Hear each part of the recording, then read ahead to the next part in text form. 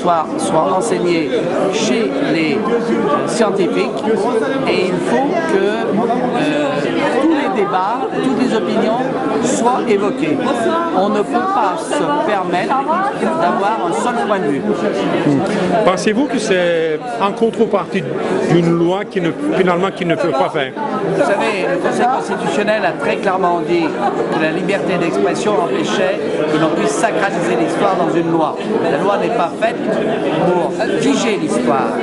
Donc aujourd'hui, il n'y a pas de possibilité de voter une loi. Elle serait à nouveau censurée par le Conseil constitutionnel. D'accord. Par contre, les manuels d'histoire, donc on met ça devant les enfants et ça va devenir des questions d'examen. Oui, mais vous savez, je vais vous dire, aujourd'hui, il y a tellement de sources d'informations, même si un manuel est biaisé, même si un manuel est orienté, il y a tellement de moyens pour dire l'opinion contraire. Nous sommes dans un pays de totale liberté d'expression et je pense qu'aujourd'hui, il est vain de vouloir imposer une vision unique de l'histoire à travers un manuel.